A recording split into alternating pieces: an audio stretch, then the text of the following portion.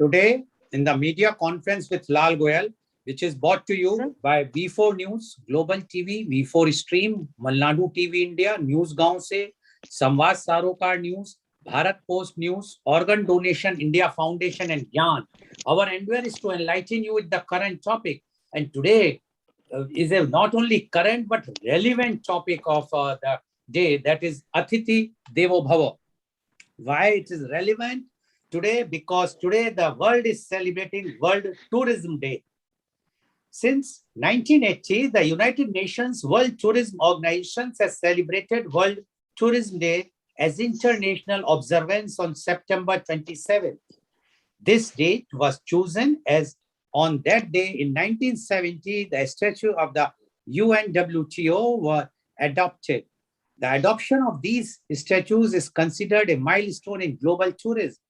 The purpose of this day is to raise awareness on the role of tourism within the international community and to demonstrate how it affects social, cultural, political, and economic values worldwide.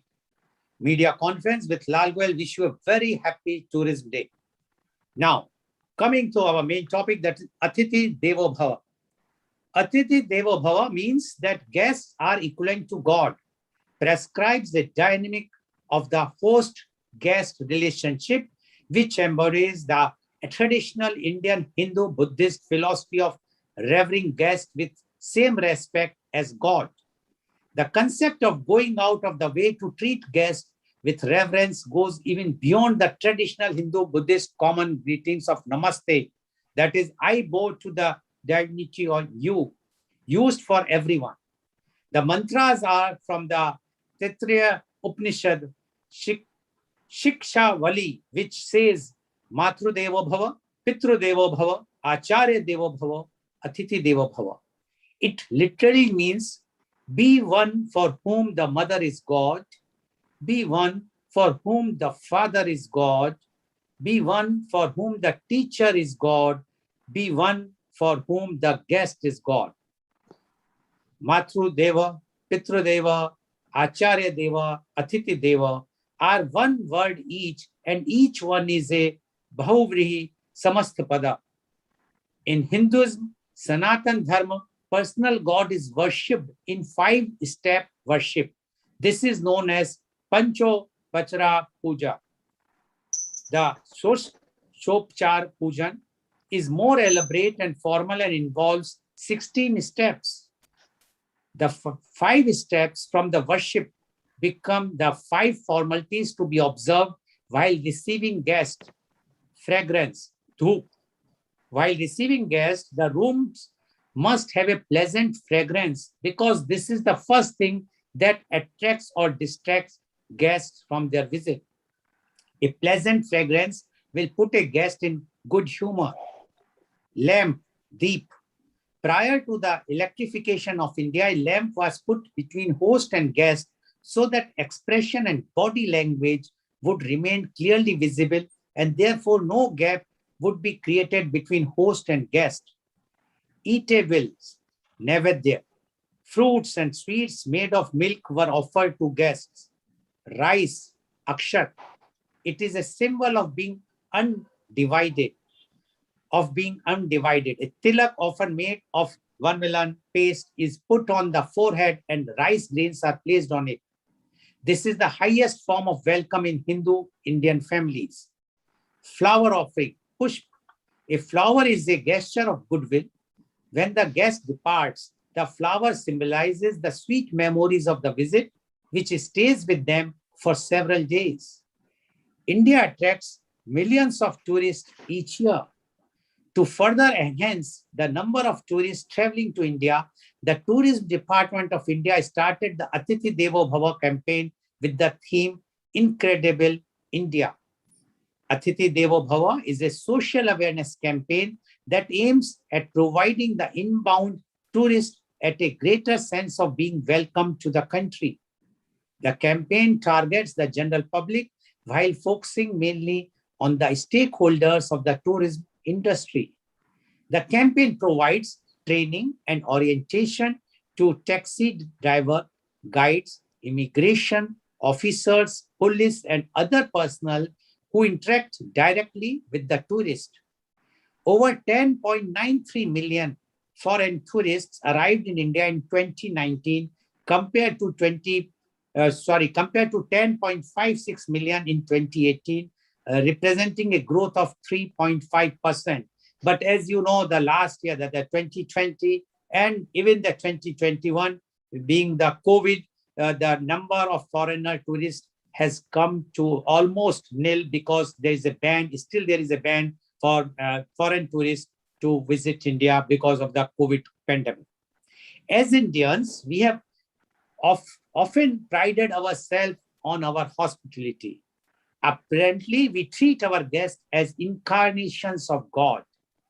There is no concrete proof for how true this is.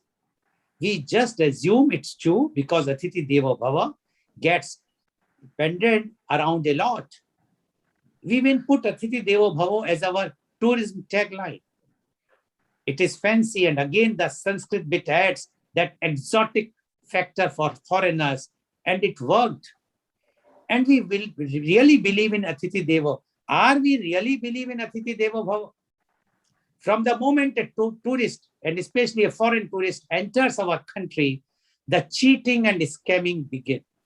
The auto rickshaws, cab drivers have an inbuilt radar that can detect a person's foreignness from a mile away. It starts with taking longer routes and charging airport fare, which is basically double the regular one. These people have never haggled or bargained for anything in their life and get played easily. From overplaying for souvenirs and showpieces to being conned for the thinnest of things like bottled mineral water. Of course, that handling out of 100 and 500 rupees bills as tips to every service professional does not help their case either. For the tourists, it is an appreciation of a service well done. And they had been lucky to bump into a local who thinks the same. But for some thieving and conniving locals, this is a walking, talking money bag they can unknowingly extort money and favors from. Anyone who thinks this an overall generalization can look at the statistics. Female tourists eve-teased, ogled at or raped, many mistreated, threatened, robbed, conned or left stranded. You can find horror tales of hair orders all over the internet. And while you can argue that for every such story, there is one about Indians being so warm and helpful to tourists, it still does not justify the abysmal way we treat our guests. It is funny that we had tried and imitate a Bollywood's heroes every style. But when the same guys tell us to treat our national guests with respect and dignity, something even our traditions have told us to do, we never listen to him. As if things could not get any worse, if we are terrible hosts, we are even more pathetic as guests in other countries. And we should not be surprised after all. The habits we cultivate at home are the ones we carry out into the world. And so there are real Atithi Devo Bhava in the real sense, and there what we are seeing today. And we have even seen, forget as a foreign tourist, even at our home, if any guest arrives, he or she might be our very close relative, friend, or somebody who is known to us, the way we were treating them about 30, 40 years, 50 years back, and now how we are treating. And that's why there is a very famous movie which has come, Atithi Tum Kab Jaoge. Basically, that type of concept has started developing in ourselves, in us, and which is worrisome. And that is reflecting in the social area. That is reflecting even for the foreign tourists who are coming to our country. So whether on this very, very important day, that is the World Tourist Day, when we are discussing this, we will try to find out what are the reasons why when we are one of the leading for giving the respect to the guests, the Atithis. Today, why the scene has changed, why the India is losing that particular status where we used to treat them guests as God, Atithi Devo Bhava. To discuss this, we have a very elite panelist with us from the different walk of life, from the different sects of the society, who are going to give their opinion on this particular topic today. So I would like to invite my first panelist guest, and she is Mrs. Shobha Sharma. Mrs. Shobha Sharma is a homemaker at Mathura. She is a postgraduate in commerce, did her schooling from Maharani Gayatri Devi Girls Public School, Jaipur. Mrs. Sharma, you are a homemaker for last 45 years at Mathura. Mathura is a place where Lord Krishna was born. Mathura is attracting foreign tourists because of the Lord Krishna's birthplace. And you have studied at Jaipur, which is again a very touristy place, which also attracts the foreign tourists in a lot. And you might have seen in your life journey that how the tourists were treated earlier in Jaipur or Rajasthan or in Mathura or other places in India. And you are seeing today the conditions. So whether we are really justifying what we always say, Atithi Devo Bhava, or it is just a slogan, just to mark or just to say that Atithi Devo Bhava, but from heart, we have still the feeling Atithi Tum Kab Jaoge. Mrs. Shobha Sharma on Atithi Devo Bhava, please.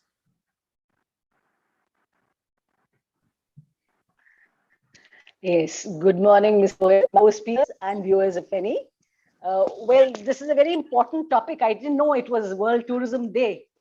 And to speak on it will be a great matter of pride and pleasure for me. I haven't done for years. I'm a little jittery and excited both, because this is something that I'm doing, speaking in public after almost 50 years, ever since I left school. I think it's a very great, wonderful concept that we Indian sages and sisters have coined over the past so many years of Atithi Dev Bhav. It truly is loftier than the mountains and deeper than the oceans. Its significance is absolutely intense and wonderful. But there again, like you said, how often do we really take it in the literal sense of treating an Atithi as a Dev? So that lies the whole this thing. So I'd like to elaborate a little on this.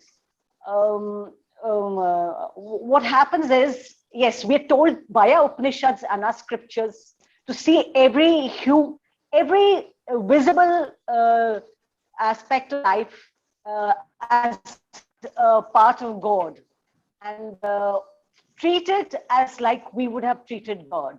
So, like you said, a mother or father, every figure, every human being or every living or non-living entity is to be treated with reverence and respect. The homecoming of a guest sometimes can get difficult if we go uninformed. Well, I'm speaking the truth of my heart. So but it is undoubtedly one of the most noblest acts to be able to give to a guest the shelter, the food, and provisions for a day or for no matter how many days he is with us. And this is very well explained when you explain it through a personal experience. Now, I'd like to know of a very small personal experience that I've had years back. We'd gone to leave our children to the school years back, and on a cold January morning, we somehow got late on the way. And when we left them at school, it was evening. Since it was January, it gets difficult for two women. It was me and my aunt-in-law. It gets very difficult for two women to come back all alone. So we decided to stay on in the city. Now, we had no prior hotel bookings. And since we were all alone with the driver, we didn't even have the car come back. So my aunt had a relative in Goel, where we decided to put up with. Well, we went knocking on the door. It was almost 7:45 in the evening. We went knocking on the door, and this gentleman who was her relative opened the door in his night dress. Now, this was 7:45, night for a man a gentleman to retire, and that too on a cold winter evening. He was ready to retire, but when he saw us, he was aghast too, and that to his relative. My aunt-in-law was his relative. So then we told him our purpose of visit there, and we said we haven't a hotel booking, and we're all alone, so we'd like to put up for the night. Yes, the lights in the house dimmed because it was time to sleep. Yet they were gracious enough to offer us a cup of tea, snacks. Well, I thought that was all we got for the night because they anticipated we'd have dinner, but this was not so. They were absolutely wonderful, I would say wonderfully warm people who welcomed us with open arms. And that was a thing I didn't realize because I probably don't behave the way they behaved. They were really wonderful in their behavior. So now what happened was, then the lady of the house suddenly disappeared for a while. What was she doing? She was preparing dinner for us when they'd already wound up the entire house dinner and everything. She prepared a good hot dinner for us, served us, summoned us to the table, nice hot dinner with her. And then I helped in the arranging of the beds there, helped her arrange the beds, and that part of it also, we had a nice warm bed to sleep in that night. So this was a very enabling experience for me, where I realized that how essential it is for any guest to be treated with kindness and wholeheartedness. That is something I imbibe. Therefore, I imbibe this wonderful experience that I had into my daily life on a day-to-day basis. I learned that there was more to welcoming a guest than just putting on a smile and behaving from the outer side. At this part of the evening, somebody who was so distantly to me could do this. I think I need to all this into my personal life to be able to treat all other guests coming into similarly. So from there on, I took it. It was a wonderful experience where I learned so much from that. Yes, guests need to be treated with care. Their palates, it's not their palates, at least their stomachs have to be satisfied. Vary from person to person. I think somebody else would like something. So then I decided this is how I should be working. Other people coming to my house, welcoming with open arms, taking a lot of warmth and care, and the ultimate thing is to provide food, and that too. I thought of being going to be offered with a snacks and cup of tea. And I was bewildered that part of the night also, she could do so much for us and provide us with a wholesome dinner, which is so enticing and inviting both. Really, we had a very nice time with her. We slept the night to take off tomorrow the next morning.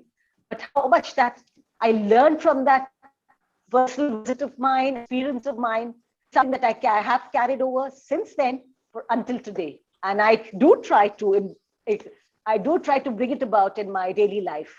But it is for guests to come forward and say how many. I mean, the guests that I have, it is for them to come forward and say how much of it really I have imbibed and how much of it really this thing in life.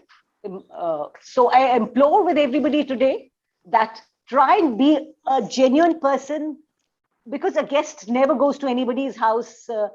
You may go uninvited, but you don't go until you have no other provision. We all want to have our independence. We all want to have a good stay, but it's only when you know that you have nowhere else to go and you will be welcomed in that house is a place that you take to. So this is what I'd like to say on this topic for today.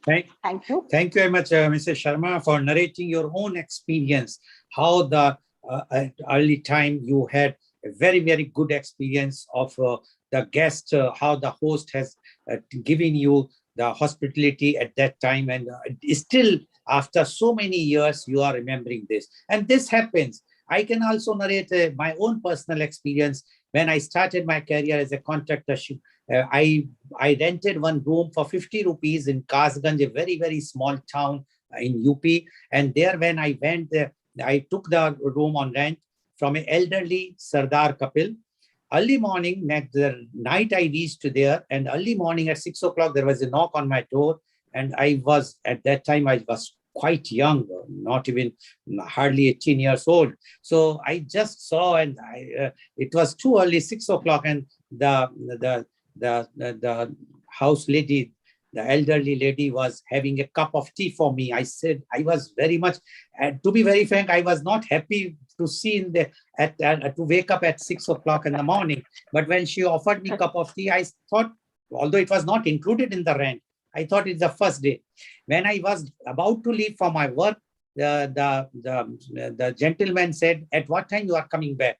And it was again a shocking for me, because my family never asked me when you are coming back or not at the young age. So I said, by evening, why? He said, no, I am just asking. When I reached that place, they says, just freshen up and come for the dinner. I said, but it is not included. So he said, okay, when we will eat dinner, we will talk. And then he said, you must understand that we are all the creature of God, and you are also a creature of God. So if I am offering the food to you, I am not obliging you, rather you are obliging me by accepting the thing which is going to the God. So these are offering. Now, these types of feelings, today I am narrating this again. I can say this incident for how many years back, one can imagine, for almost 50 years back. And this I am narrating today. It shows that how a small things can leave the imprint forever. And that's why when I came back until today, I always feel if anybody comes, please offer them food. Please see to it, because it's not you. If you treat them as a dev, what is the topic today, definitely the things will come back to you. And we have seen in life many times, I have gone somewhere where I am not to eat, somebody will come to help. Thank you very much, Mrs. Sharma, for giving your initial views, and very good your incident which you have given. By this way, we can definitely give a message to everyone that what is the advantage when we treat the guest as God. Thank you very much. Now I would like to invite my next panelist guest. He is Professor Dr. Sudhir Saran. Professor Dr. Sudhir Saran is the former visiting professor, IIM Lucknow and University of Texas at Dallas, USA. He is the senior director of Don Bosco Group, Bangalore. He is the director of Aldo Private Limited, New Delhi. He has done his MBA from IIM Ahmedabad in 1980. He did his PhD in 1986. He started teaching and researching business and entrepreneurship since 1984. He published research papers in reputed journals, international seminar proceedings, and chapters in books of readings. He started academic administration phase as dean in 1997, rising to executive director, controlling management and engineering institutes in 2007. Her Highness Governor of Karnataka nominated Dr. Saran to the Senate of Bangalore University in recognition of his distinguished academic contributions. He was visiting professor to University of Texas at Dallas from 2012 to 2019. He also visited Washington State University and President University Indonesia on the invitation of the Dean Faculty of Business in 2018. He innovated and implemented a unique model to double the turnover with existing infrastructure in one accounting year. He is co-promoter of Institute of Family Business Management Society. He is honorary director of NCR Delhi-based high-tech B2B digital startup. He is also co-founder of OWGI Foundation, which promotes social entrepreneurship ventures. And he is also the founder member of GYAN. So welcome, Professor Dr. Sudhir Saran on our show. Professor Dr. Sudhir Saran, you have heard what Mrs. Shobha Sharma has mentioned. And she, by narrating her one incident, which she is recalling after so many years, shows that how a small gesture can leave an imprint. And it has changed her own thinking, that she mentioned that today she is also, once any guest comes, she remembers that incident. But what is happening today? Everybody knows how we are treating the guest. Even personally, forget about foreigners. we would like to know from you, Athithi Devo Bhava, Professor Dr. Sudhir Saran, please. Thank you, Mr. Lal Goel. As always, it is a delight to be with you. And the fact that you are enjoying the hospitality of Dubai people adds more flavor to our discussion today. Now, I'll begin by saying that Atithi Devo Bhava is an ancient concept. In order to grasp the full impact of that concept, you need to understand what the folk wisdom is. I come from a district in Bihar, which is deeply folk oriented. Shahabad, our language, native language is Bhojpuri. And it is extremely rich language, as you might have had experience when you went to Uttar Pradesh as a young man. Of course, Kasgaj is Western UP, so it is far away, but the real Bhojpuri is in Balia and my hometown, Ara. You will be very surprised the depth of folk wisdom which exists on this theme, Atithi Devo Bhava. Let me give you a test of it. My grandmother will say to us and to other people in order to tell us what should we do with the guest. And she says, remember, ek din pahuna, ek din pahuna, do din kehuna, and teen din thehuna. Thehuna is the knee. If you are a guest for a day, you are welcome as Atithi Devo Bhava. If you overstay by a day, you start getting the rough side of the host. And if you overstay, you don't catch the hint on the third day, then you are asked to, go. The beautiful side of this one is, if Atithi Devo Bhava is true, then of course, hospitality from the host is equally important side to see. This is what this proverb and saying in my hometown says, Ek din pahuna. You are Atithi, you came unannounced. By definition, if I tell somebody and I go there, then I'm not Atithi, then I'm a guest. There is a very fine line of difference. And then the third concept is tourist. So the gods Atithi, for which I don't have a English, Hindi equivalent. Then there is a announced Atithi, that is a guest. And the third one is a tourist who come to educate himself, entertain himself, know something. So these three grades are there. That is the first thing I want to mention here in order to understand the true idea of Atithi Devo Bhava. There are multiple sides yet. So the second thing which I want to bring to our attention is this one.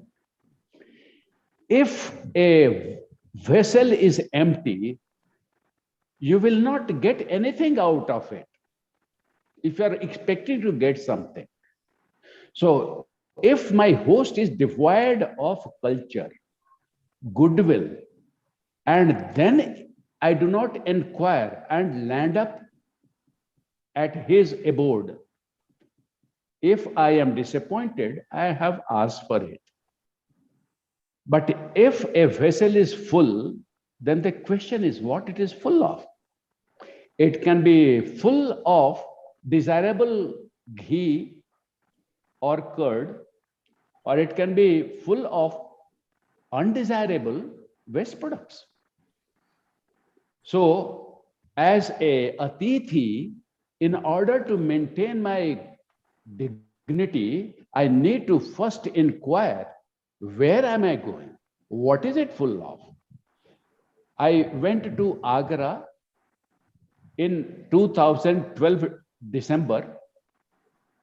I had been there long before to see the Taj Mahal 30 years ago. This time I went because my son had decided to marry a girl from New York State.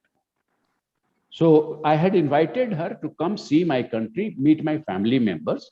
before we could, decide whether we want to have the relationship or we want to think again.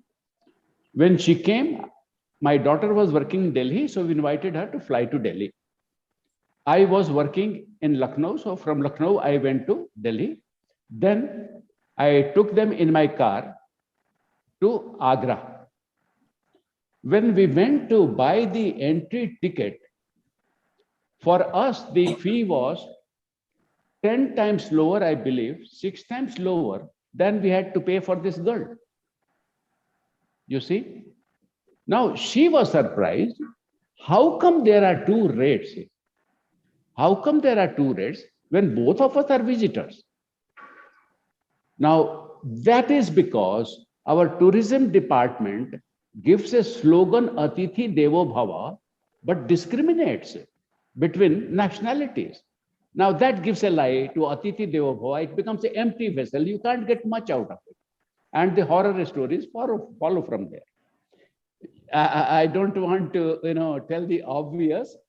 The minute we came out of the Taj Mahal and started coming back to the car park where my car was parked, we met all kind of, salespeople, and their selling ability was so poor, that instead of pleasing the guest, they start annoying the guest. I don't know. I do selling for a living. I'm a salesman, basically. I sell my concept to my students, but I don't sell that by annoying that. So Atithi Devo Bhava, if it has to have its impact, we must need, pay attention that it doesn't become an empty slogan. It must be filled with content. The third thing which I want to bring to your attention is the original quotation which I began with: never ever plan your Atithi role without considering the culture of the place we are going. Do study that one. The women who come to India face the trouble. It's, too much of naivete and too much of, trustingness. But, this is what is there. India is a country of complex culture. It is not monolithic. So therefore, our law and order system, our hospitality system must be geared to this one, to give one message. We truly are expecting tourism as a source of foreign exchange. We are truly inculcating tourism as a source of exchange of culture. We are truly designing tourism as a means to bring entertainment and happiness both in the host community and in the guest community. And this requires a very thorough planning at both national level, international level, and local level. So I think these are the three important things. Then fourth is, before I conclude, I like to share an experience. I was invited by academicians in Washington State University in November of 2018. And I was surprised. I was offered to stay with the host. It was so that the host happened to be my student from 1992 to 1994. And his wife was working, she was away. His two sons were staying. And I made the effort to find out what is their daily routine, because I still had sleep issues due to jet lag. So these are some of the extra steps which we have to take care that the body and the psychology and the country, local conditions are the real things. And Atithi Devo Bhava is being a good guest and being a good host.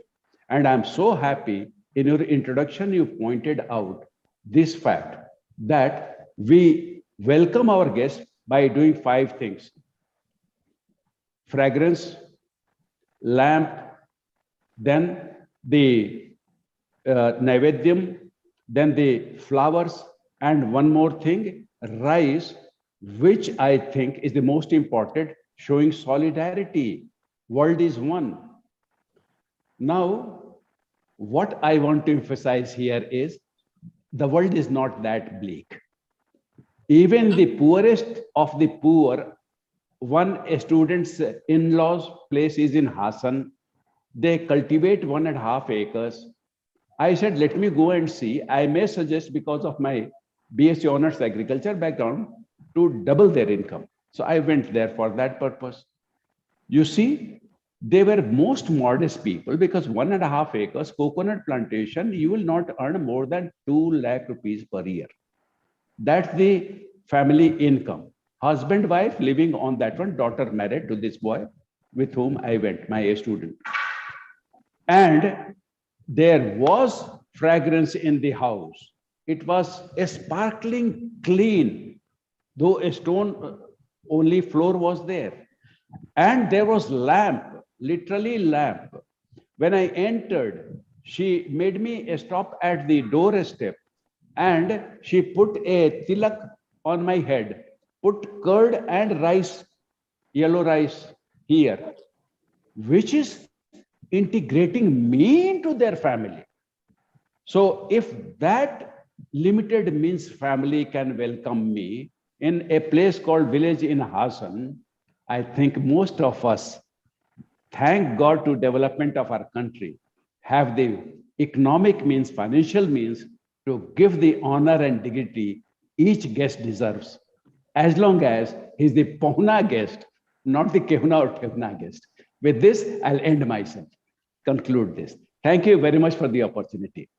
Thank you very much, Professor Dr. Sudhir Saran, for narrating your views and giving your own experience, how your would-be, at that time, the would-be daughter-in-law was heckled and was so much upset with the behavior of the salespersons, or the even by the differentiate rates of the entry of the Taj Mahal. So these are the things which are really disturbing the concept of Atithi Devo Bhava. While when you are talking about the differentiation, I have also seen the differentiation in Singapore. I went to the recently, about 3-4 years back there, and I found that in a casino, the entry is only allowed for a foreigners, not for the locals. So and that too free. The local has to, if they want to go, they have to pay hefty fees. So now at that time, we feel, being a foreigner, if we are getting free entry, it is privilege to us. Now here, like a Taj Mahal, as you rightly said, if it charging less or free or equal to what the domestic tourist is giving, if we are charging more, it shows that we are not welcoming them.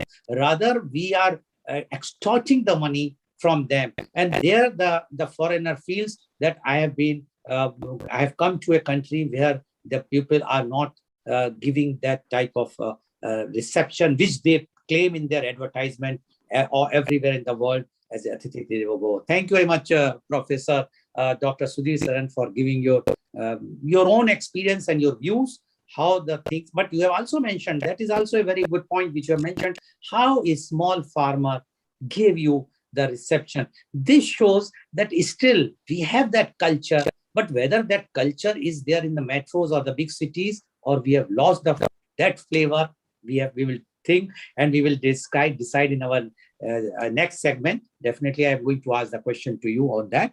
Now, my next panelist is, thank you, Professor Dr. Sudhir Saran. Now, my next panelist is Professor Dr. R. Gopal. Professor Dr. R. Gopal is the director and head of the department, D.Y. Patil University. He is the former dean, D.Y. Patil University School of Management. He is basically an engineer from IIT Kharagpur in mechanical engineering. He is also MBA, ICWA, PhD, and postdoctoral research degree DLIT. He is also the member board of management of Ajinkya D.Y. Patil University. He has more than 27 years of corporate experience with Bush India Limited, Larsen & Toubro, Tata Economic Consultancy Services, and Siemens. Additionally, he has more than 30 years of teaching experience in various B schools in around Mumbai in the area of marketing, finance, and general management, etc. He was the visiting faculty in several B schools in USA. In the USA, he has conducted several programs on topics like how to do business in India. He has also published more than 200 research papers, both in India and foreign journals. He has been awarded the best outstanding research paper at the Asia Pacific Marketing Conference held in Malaysia. He is also a reviewer to several international journals having a high impact factor. He is the guide for MPhil and PhD students of several universities in India. More than 100 research scholars have received their PhD and MPhil degree under his guidance. He is also the author of several books and is as the chief editor to several national and international journals of repute. Dr. R. Gopal is the recipient of several national and international awards. I will list few of them, otherwise the whole program will go, such as Rashtriya Vidya Saraswati Puraskar, Rashtriya Vikas Ratna Award, Glory of India Award, Rajiv Gandhi Education Excellence Award, Best Teacher Award, Best Management Teacher Award, Educationist Award, Star of Asia Award, and many, many more. Welcome, Professor Dr. R. Gopal on our show. Professor Dr. R. Gopal, you have heard both our earlier panelists, Mrs. Shobha Sharma, as well as Professor Dr. Sudhir Saran. They have narrated their own experiences. You are not only dealing with the students, you have dealt with the management, with the big corporates, as well as you are being regular visitors to many countries. And you are mentioning, you have done, giving the topic how to do business in India. But when we talk about the tourism, what Professor Dr. Sudhir Saran had mentioned about the Taj Mahal incident, so many things are happening. We would like to know from you, Athithi Devo Bhava, Professor Dr. R. Gopal, please. Good morning, Lal Saab. Good morning, Shobhash, Professor Dr. Sudhir, Nelu, and all those who are watching on different channels like Facebook, YouTube, Global TV, etc. In the first place, this topic for today's discussion, Athithi Devo Bhava, is very interesting. I really liked it. Panel members before me have shed some light on this interesting topic. As Lal Saab, you just now mentioned, Athithi Devo Bhava means signifying the guest to be equivalent to a god. Very nice, very good philosophy, which is followed by the Hindus and the Buddhists. And this is followed generally by folding the hands like this and saying a namaskar. The practice is generally followed in the north and is preceded by the younger guest bending down and touching the leg of the or the knee of the senior guest. When a very senior, respectable guest comes to our house, we follow the 5 process, which Lal Saab and Professor Sudhir mentioned. I will not repeat it. Fragrance, light, provide eatables, rice, apsara, flower, etc. And the guest in turn offers some gift to the host. Now I'll tell you something which happened to me. Dr. D.Y. Patil, who was the governor of Tripura and the governor of Bihar, came to my house one day and I had invited him. He said he came to my house along with the whole team. And where he's the governor, therefore he had a whole paraphernalia of security people, etc. So we had provided lunch and everything separately for him. And when he entered the room, I bowed down to him. I touched his feet as a mark of respect. And then my wife immediately offered the 5 things that, namely, an arati was prepared.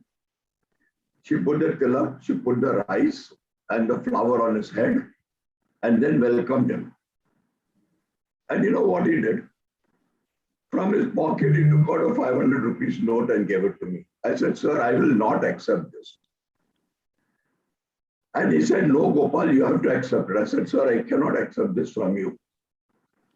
And this dialogue went on for about 20 to 30 seconds when somebody from his side came up and told me, Gopal, this is the culture in the north and this is the culture in all Maharashtrians that we give you something in return for the warm welcome that you've given. Please accept it. Don't be stubborn in not accepting it. I said, okay. And I took it and went and invited him down. Now, turning ourselves a little bit, I will interlace my talk with many other things like this. Now, the same culture is followed in many 3-star hotels, 4-star hotels, 5-star hotels, and resorts. And what do you find out there? We find the darwans or the watchman standing there, which is something not followed in any of the foreign countries. Let me tell you this. The darwan invites you by making a namaskar, or he gives you a salute like this. There is a bellboy who picks up the luggage and takes it to the reception, and then transports the luggage to the room. And while you are there, in many of the hotels, they either give you lemon water or coconut water as a welcome drink. Fruits, and this thing is kept, fruits, tea packets, coffee packets is kept in your room so that you are very comfortable. I have observed this many a times when I've gone to several places. But I have gone there as announced guests, not as unannounced guests. And in America, as announced guests, I have been treated very, very, lavishly. And I've been treated with love and respect. And I make it a point never to stay beyond a certain number of days or number of hours. And when I go with my wife, there is always a signal which I tell my wife when I look at her and I nod my head. She also nods her head. That means it's time for us to now go. This is the system that we follow. Now, the same system of inviting everybody has been followed by a large number of people in Ramayana, Mahabharata, and all of that. You see somebody with Sri Ram, Sudama and Krishna, even Duryodhana invited King Salia of Madra kingdom and give him a good treat, maybe political, so that he wanted him to be on his side. And if you go back into our mythology, Durvasa went uninvited to Draupadi's house when they were staying in the forest. And that too, keep up the promise which he gave to Duryodhana. He went after the lunch time was over. And he said, I'm feeling hungry, I need food. And what did Draupadi did? She immediately said, everything is cleaned up, and she prayed to Lord Krishna. And Lord Krishna said, get me the vessel that you've been cooking. I'm feeling hungry. And in that he found one small grain of rice. And he picked up that grain of rice, and Durvasa was completely satisfied. That means what? It's our duty to ensure that the guest feels comfortable. And this is what we have to do. And that is the meaning of the word Atithi Devo Bhava. And this is the same slogan, as Lal Sahab mentioned, has been used by the tourism department. It is estimated that 10% of the national income is derived from the tourism sector. However, our national income from the tourism sector is only a small amount compared to what is there in the other developed countries. And one of the main reasons for such a thing is many tourists, many foreigners still believe that India is a land of snakes and elephants. However, I must confess that this is now changing. On an average, 11 million people come down to India as a foreign tourist. And where do they go? First preference is first preference is Delhi. Second preference is Mumbai. Third, fourth, fifth is Agra, Nashik, Mahabalipuram, etc., where the percentage is very, very small. And why is it so? Is it because Delhi is the capital and Mumbai is the financial capital? It's no. In both Delhi and Mumbai, 95%, 97% of the people are friendly. You travel in Mumbai, the auto drivers, the car drivers, they are very friendly. They go out of their way to help you, which is not so in many of the smaller towns and many of the B grade and C grade towns. Number one. Number two, compared to the connectivity, compared to the roadways, compared to the internet availabilities, etc., Mumbai and Delhi are far, far better than some of the other places. And that's why this is very good. And therefore, you see a double-digit growth. There is one more area which is getting a lot of problems. There are in fact two areas I want to elaborate, Lal sir, if you give me the time. One is medical tourism. Medical tourism has taken up in a very big way. Why is it so? It's because of our doctor colleagues who are English speaking, who are aware of all that is required and who are on the state of the art. And this medical tourism has given a lot of advantage to our country. And this is something which is very good. The second area, which is not developed, I'm repeating again, which is not developed, is temple tourism. Now, what do I mean by temple tourism? You go to any of the temples, there's a huge area that is available. We don't commercialize it. And just outside the temple, you find large amount of beggars, large amount of people out there. And, transgender people, everybody. And then if you just try to give a 10 rupee coin to one person, there's a whole host of, beggars and transgender people coming in and making your life miserable. And this is what you find out there. But I must confess that there are a large number of positives which you see. And in spite of the positives, the Indian tourism industry is not growing. And why is it so? I would like to list a few points which would help those who are watching to develop it. What is that? One, poor infrastructure. In many other tourist places, you find lack of urinals, lack of sanitation, and it's so dirty and unclean. And these urinals, and these are normally used by, nothing wrong in what I'm saying, the lower strata of people who dirty it, and by drug peddlers. In many other tourists, there are a large number of beggars, and you feel sympathetic to one and transgenders and donate something, the whole load of other fellows come on you. People spit on the road and the monuments. It's so disgusting. And many of the North Indians, including some of the South Indians, they eat pan. And with that pan comes that red color spittle, which does not go anywhere. And it takes ages to clean it with acid and all of that. There is a lack of general mannerism. What do I mean by general mannerism? By general mannerism, I mean people rush, people push you, they don't care for you. They don't maintain what we call as social distancing today in terms of corona. This is maintained in foreign countries. They don't come very close to you. They maintain a distance of at least 2 to 3 feet. Except in Bombay, Delhi, and certain other cities, connectivity is very, very bad. And of course, government of India is working on it. And which is a very nice thing that the government has done. And that is building up small airports, like Shirdi as an airport. So, I mean, Nashik as an airport, which is being developed. And building up the roadways. Now, typically, if you look at traveling to Bombay to Delhi, Bombay to Nashik would take you about 7.5 hours. Today, with the roadways that the government is building, it should take you about 3 to 4 hours. Very, very important, very, very important. The image of India invariably takes a beating. Why? Because a girl child gets raped. In places like central India, foreign tourists, especially women, feel highly insecure. I do not know whether this is really true or false, but it gets exaggerated in a very big way in the media. High level of taxation takes place. Hotels, you find GST at 18% and so on, which is very, very high. And last but not the least, and which is very important, is the poor marketing facility that we have. Now, what do I mean by poor marketing facility?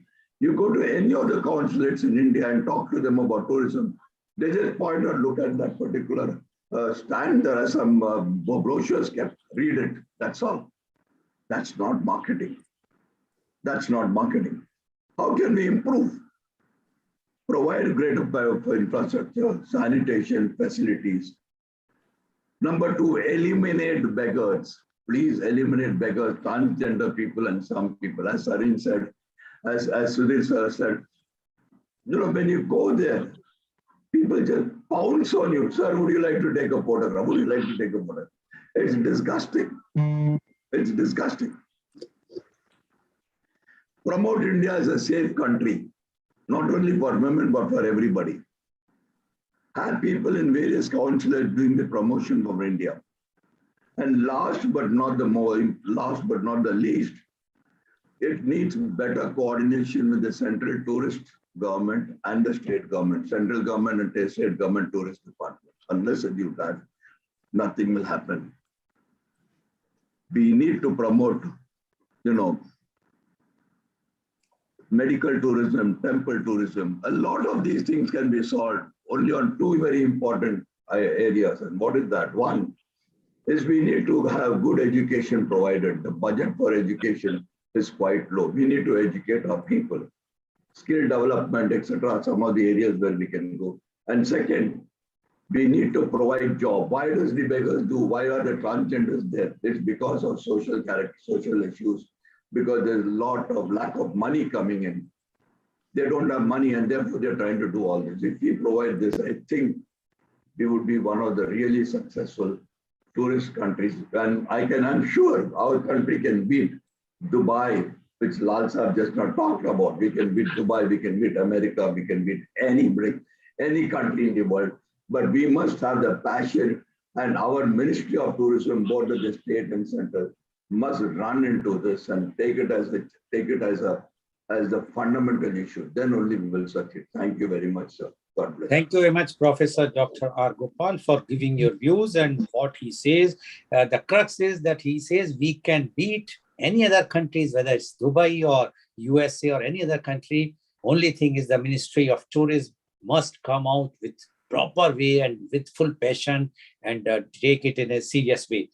But what he has mentioned in his the entire talk is that the way we used to treat the people and how they were reacting at earlier time and now what has happened. And he has mentioned about the beggars, the transgenders, how they are pouncing upon a tourist whenever they see. And like Professor Dr. Sudhi Saran also mentioned, that it gives such a bad taste that instead of enjoying a place, you want to run away from that place. And that's why the tourism is not picking up. And yes, Professor Gopal has given so many things about how to do it, how to change the concept. And he has mentioned one point about the infrastructure. I can also mention, I visited once the Asia's biggest falls, that is Jogs Falls. And there I was shocked to see not a proper washrooms were there, no eatables, eating place were there, proper place. Now, a person who has gone after a drive of about 2 or 3 hours, they definitely would like to use the washroom. They want to eat something, but when they are not getting anything, instead of we wanted to spend about 3-4 hours there, we hardly spent 5-10 minutes, and then we ran back. We came back from there because of poor infrastructure. Unless you will not develop the infrastructure, how you can expect the tourists can come? Although India can offer lots of things for the tourists, which other countries can't offer. When he's mentioning about Dubai, yes, Dubai is changing, transforming, but India can offer many, many things. India is having everything which a tourist require, whether it's a temple, whether it's a mosque, whether it's a churches. We have everything. We have the beaches, we have deserts, what not we have. But the lack of will, the lack of our own will, not from our side, from everyone, whether it's a political will, whether it's the civil society will, and everyone. Until as will not improve, it's not possible. Thank you very much, Professor Dr. R. Gopal, for giving your views. And today, although I know your ideology belongs to the ruling party, but you have given something, and you mentioned, which is again a surprising thing. But yes, everyone, every citizen, it doesn't matter who is ruling the country. The thing is, ultimately, if the tourists will come here, and if we will really transform our countries as a tourist place, lots of earning will come, which will definitely go and develop the country in a big way. Thank you very much, Professor Dr. R. Gopal, for giving your views. I would like to invite my last but not the least guest, and she is Miss Neelu Gathani. Miss Neelu Gathani is a renowned image transformational coach at Ahmedabad. She helps people transform their image inside out by giving them tools to explore their personality, get over their limited beliefs and thoughts that hold them back. She has also done diploma in soft skills and image consultancy. She has already trained many people attain self-confidence and achieve their life goals. Her mission is to help 1 million people to live content and meaningful life. Thank you very much. Welcome, Ms. Neelu Gatani, for our show. Ms. Neelu Gatani, you are a renowned image transformation coach. Really, the country requires a drastic image transformation today, because what we were having about 30, 40 of earlier years, which were now has changed totally. As Professor Dr. R. Gopal mentioned, the snake and elephant, people says that's a country of beggars, and with very, very least infrastructure, no law and order, women are not safe, all those things. So we require, and it is not that, it is hardly one or two exceptional cases are taking place. It's take place in every country in the world. It's not that only India is having all those things, and with such a population. But media hype and the image, which the perception has gone wrong, and that's why people are afraid to come to India. We would like to know your views on Athithi Devo Bhava. Ms. Neelu Gatani, please. Good morning, all the viewers. First of all, thank you so much, Mr. Lal, for giving me a wonderful platform to share my views on such a unique topic, Athithi Devo Bhava. Till now, we heard thoughts of Professor Sharan, Professor Gopal, and Shobhaji, and it was a delight to listen to them. So let's understand what exactly Athithi Devo Bhava means. Earlier, it was like Athithi, guest are God. God's own reflection is in meaning of Athithi Devo Bhava. But does this saying hold value nowadays to what it would mean earlier? I really wonder, no. So technically, this concept took birth in India because of one very important reason, that is communication. Yes, communication. So you all will wonder how communication is related to guest. So let's understand this. In older days, there were no fast mode of communication as compared to today. So if anyone want to connect with their near and dear ones, there were no ways he would connect his arrival. And hence, he used to visit without prior information to them. So the guest used to be called Atithi, one who does not have fixed time of arrival. That's the literal meaning of Atithi. Devo means God, God-like. And Bhava means to assume. So Athithi Devo Bhava means to assume the guest as God-like. This is how the concept became the culture of India.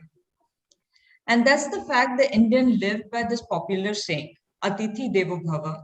People in India would pay highest regard and values and hospitality to guests. But nowadays, this concept has totally changed, I believe, as there are so many means of communication, just a fingertip away. Nowadays, to connect with everyone, geographical boundaries doesn't matter at all.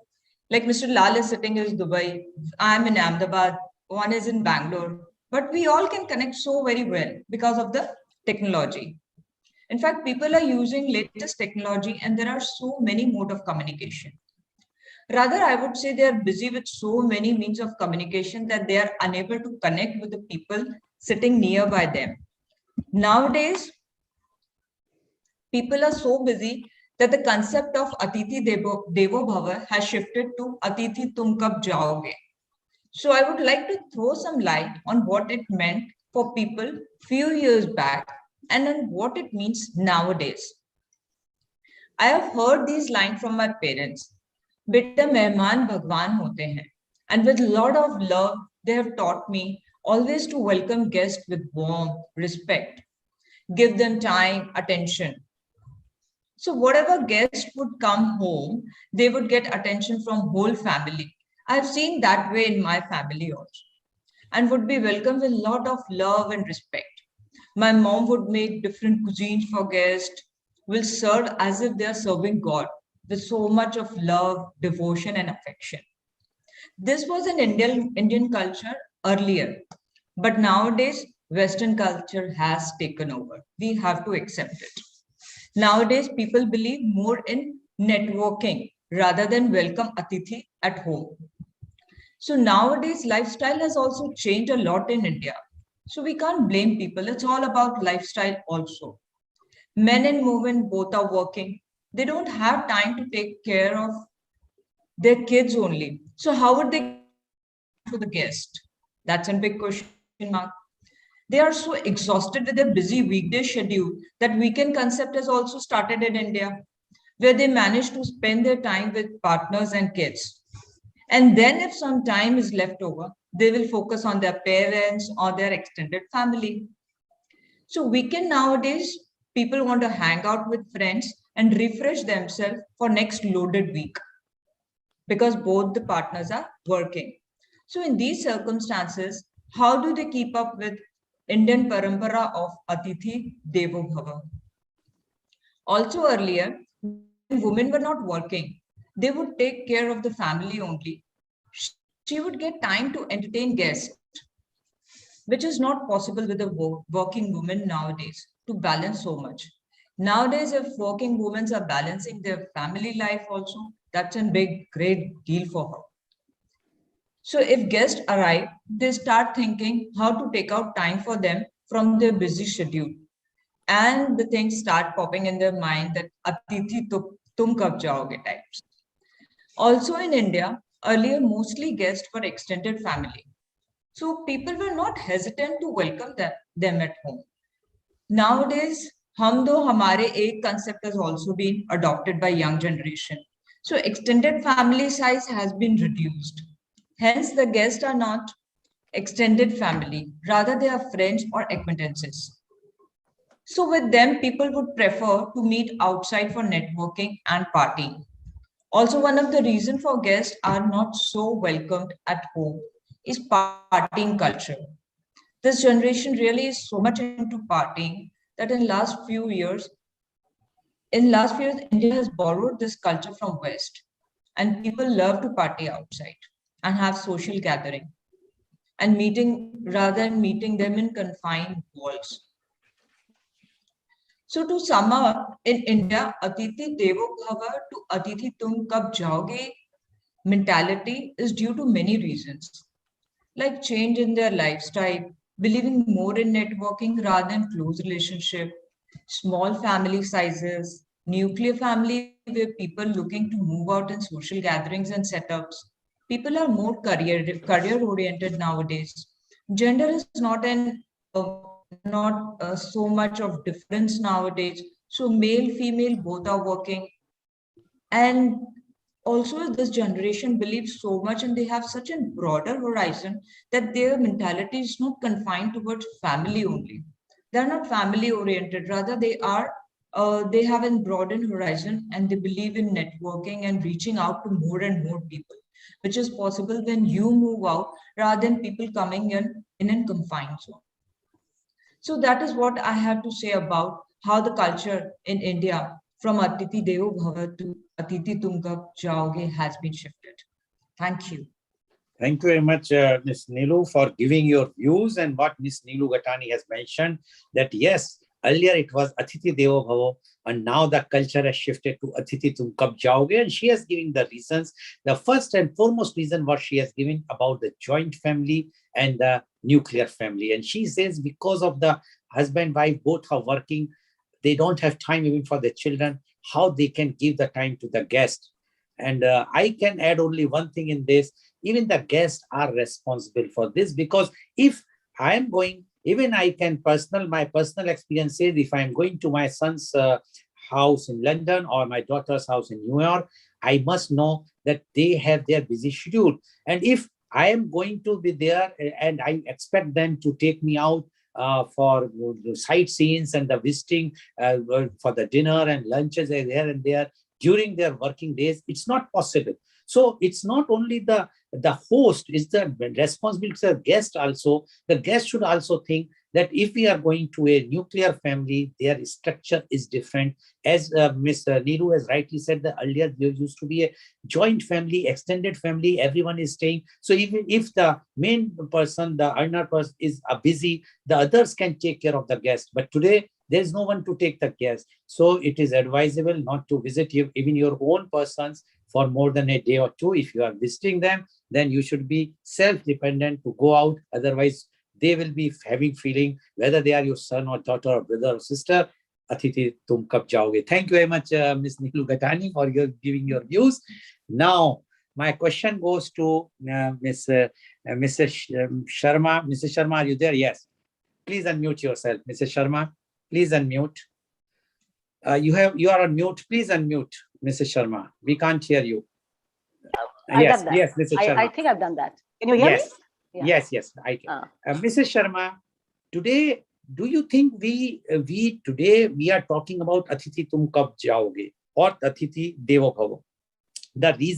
One of the reason is that we have changed our own thinking, our own earlier skills. Like I will give you the example. In Mathura, Varanasi, and all those places, religious places, there used to be the pandas, even in Triambakeshwar. Those who are the good guides in one way, and they're called pandas, and they used to be very hospitable, as well as they used to keep the track of your family history for 400 or 500 years. And then once they give you that history, and then when you came to know that your great grandfather visited this place and they have the name and everything, you feel comfortable, and they take care of all your tourist places, everything in a very honest way. Today it has changed. Even their own people who you were working as a pandas, they are not interested to work. And if those who are working, they want there's lots of competition among them. They pounce on you, and if you will not engage them, then they will not allow. Even my own experience, I belongs to Mathura. I wanted to go to take one guest to attend the Jamnaji Aarti. I could not go there without the help of a panda, because they will not allow you. Now, what Professor Saran mentioned, that it has become a horrible experience. Do you agree that today the scene has changed, where earlier it was a Atithi Devo Bhavo, it is now totally changed, and people are not welcome in a true spirit. Rather, they are welcome only for taking out the money. What do you say about this, Mrs. Sharma?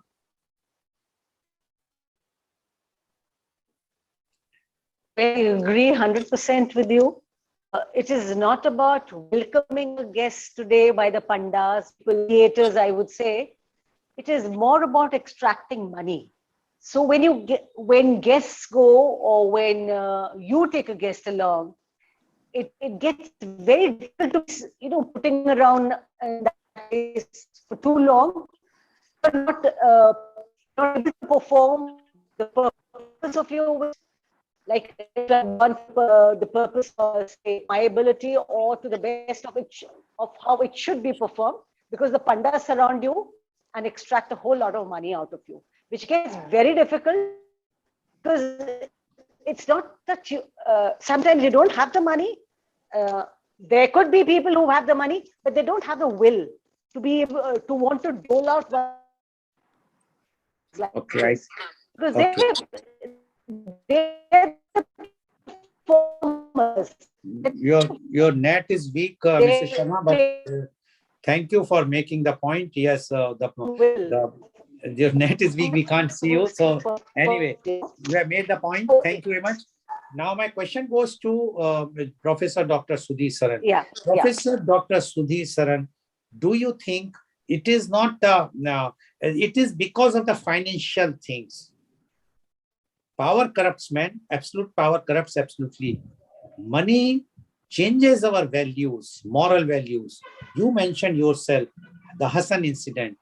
Even today, if you go to a low-income family, poor family, they are more hospitable than the rich people. Rich people have lots of commitments, whether superficial or real, They will, if you go to a rich person, he would not like, he is not interested in you. He would like have so many excuses. While if you go to a poor person's house, he will be welcoming you. Even if he is having lots of commitment, he will see to it that you will be not uncomfortable. Do you think money also plays, and money is destroying our real richness of Atithi Devo Bhava? Professor Dr. Sudhir sir. Thank you very much. This is one question which has both sides of the answer. Rich people are good hosts, poor people are good hosts, and there are rich people who are poor hosts and poor people who are poor hosts. So it is not matter of economic status. It is the matter of our understanding who to choose as our host. I'll give you the example. In 2018, November, I was coming back to Bangalore. I have a student couple in Singapore. So they said, sir, now that you are going, why don't you stop for a couple of days here? I said, both of you are working. As you know, Nilu ma'am said, both of you are working. And if we come, we will rather become a nuisance than, a Atithi Devo Bhava. So they said, sir, that is very true. So why don't you come on a Friday evening and leave on Monday morning? So, and we went there. So this way, he is rich, very well to do, and that proves the point that it is actually what is in the heart of the guest and host, how they are accommodating each other in today's conditions, that it will do. At the same time, we all know there are people with lots of means, and even if you do planning, their life is so unorganized, so to say, that they have no room for high quality experience, a spiritual feeling which comes. The receiving of the guest, giving honor to a guest is not a physical thing. It is emotional nourishment. So that is it. I'll say that and stop. Thank you very much, Professor Dr. Sudhir Saran, for giving your clarity in this, that money plays no role. It all depends on your heart, how, or I think that I can add that upbringing of your one person. Now my question goes to Professor Dr. R. Gopal. Professor Dr. R. Gopal, you have mentioned that there are lots of things which the government has to do. Because what we have seen today, and you are traveling so much, and you have seen other places, how the tourists were giving priorities, even if they are not giving priorities, but there is no extortion in other countries, when which is a place called touristy place. And so easy, as you have mentioned, that if you go to a Indian mission and they will just direct you to read the brochure, they are not at all helpful. While I have seen, and I might have also seen that in other countries, if you just ask one question where to go, they will try to explain, and then they will suggest you many more things, that why not you visit this place and that place. Don't you think the government should come out strongly, as you mentioned, the Ministry of, and this is something many countries are depending only on tourism. Like what is Singapore today? Earlier, the Singapore was from the electronic side. Now only tourists. Even Dubai has changed because that oil trading is now almost gone. So they are basically surviving today with a very, very big way in tourists. So why not in India, when we have everything? Why not the government of India, or definitely with the support of the civil society, should come out and do something which can change the country's image drastically in the world? What you say about this, Professor Dr. Gopal? I completely agree with what you're saying. But I would also like to put forward, the point which not only the current disposition of the government, but also the past have been facing. And what is that? There is a certain limited budget. And that budget, there are too many things which are demanded from that budget. I'm not talking only official, I'm not talking about the unofficial budgets and all of these things. Okay? I'm not even talking about from the official budget, a lot of money goes unofficially or there are not. But out of your 100 rupees cake, where all do you put it in? And what are the priorities? The priorities today are infrastructure. That is the priority. Number one, the government is spending a huge amount of money today on building infrastructure, roadways, railways, etc. And today's government has spent much, much more and building at a much faster rate compared to the previous government. That's one point. The second point is, unlike countries like Dubai, unlike countries like Singapore, unlike countries like the US, yeah, we've got too many people surrounding us. All of them are like the Texans with a gun in their hip. Whether you call it our Western, neighboring country, or whether you call it our Eastern and North neighboring countries, too many of them. So we need to equip ourselves to be prepared for all of this. That's number two. Now, what is the consequence of all of this? While I would love that tourism should grow, no doubt about it, but my priorities are basically infrastructure, military setup. The third priority is education and hospital. When I say hospital, I mean the health services should be developed. Now, we talk about private, public participation, all of this we talk about, but then there are challenges in all of this. And listen until we are able to overcome the challenges. You can call it bureaucratic challenges, you can call it mindset challenges, whatever it is. We need to overcome all the challenges and then move forward. Okay. Yeah. Yeah, Dr. Gopal, but I will not agree that we don't have money. Tons and tons and the lots of money are lying in the religious places everywhere in India. But if that money, if they can spend that money to develop the infrastructure around surrounding them, they will get more money. But I don't know why they are not spending money when you talk about Shirdiji or Tirupati or any of the bigger religious places, even Mathura. So much money is coming. The spending of that money is controlled by the government. The spending of Hindu temples is controlled by the government. Government has appointed a huge number of people on the trustees as the trustee. And that directs where that money goes. It is not free for them to spend it. But they still, we know that there is a temple called Padma Swami temple in Kerala. So much money is there. The gold is there. If we will utilize that only to develop that infrastructure, I'm sure the more and more tourists can come. Thank you very much, Professor Dr. Gopal. Now my question goes to Ms. Neelu Gatani. Ms. Neelu Gatani, we always blame the host. Don't you think the guests are to be blamed? Why we are going when we know very well that we are welcome for a day or two, but we feel, no, we should go, they should treat us as a atithi and they must give all the respect. The guest is also responsible. They should know the financial status of the host. They should know their responsibility, their working schedule, as you have mentioned, and then only they should go. Otherwise, there are so many things, as one of our panelists said about the difference between a tourist and a atithi. And you have said the atithi is that who goes unannounced. Nowadays, because of the information and communication, nobody goes. So don't you think the responsibility lies with the guest and they are responsible, not the host? What do you say about this, Ms. I 100% agree to what you are saying, Mr. Lal. So now, as I mentioned, that the lifestyle has also changed, and people are so busy that it is equally guest responsibility to plan it in advance and let them know that we are coming, so that they can also manage, the host can also manage and schedule their time and welcome them. And it is good for both of them, and welcoming and an productive and an happy atmosphere for both of them.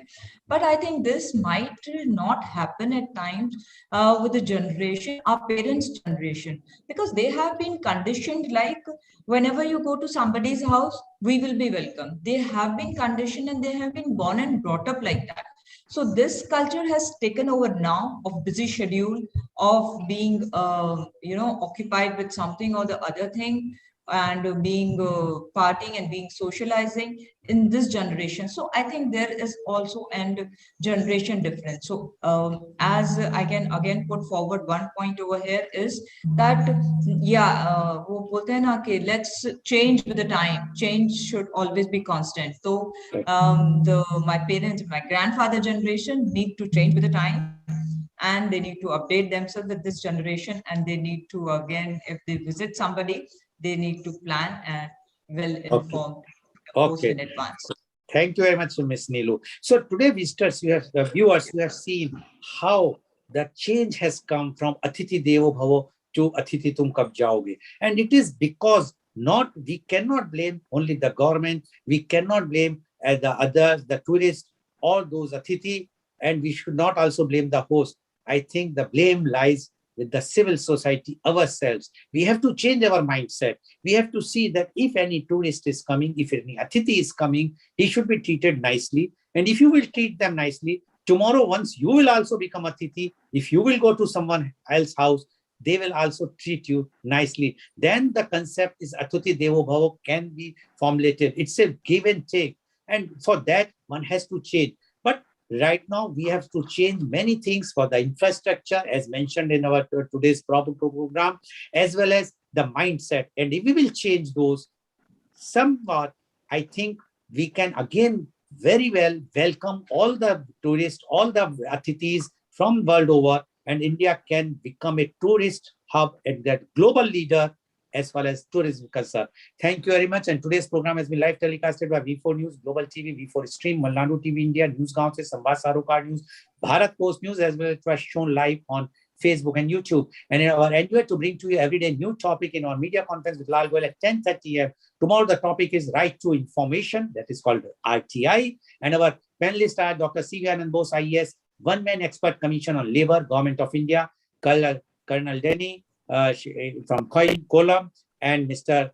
Nihan, he's a student of law. Ms. Shivana, she is also a student. They will be joining and they will be giving their views as far as the right to information. So please tune in tomorrow for media conference Lal Goel at 10:30 a.m. Thank you very much, Mrs. Thank you. Shobha Thank you very Sharma. much. Thank you very Thank much. you. Thank you very much, Mr. Goel. Thank you very much, Dr. It's been a pleasure being here. Professor Dr. R. Gopal. Thank you very much, Ms. Neelu Katani, for giving your very enlightening views. And thank you all the viewers, and wish you again once the happy Tourism Day, World Tourism Day.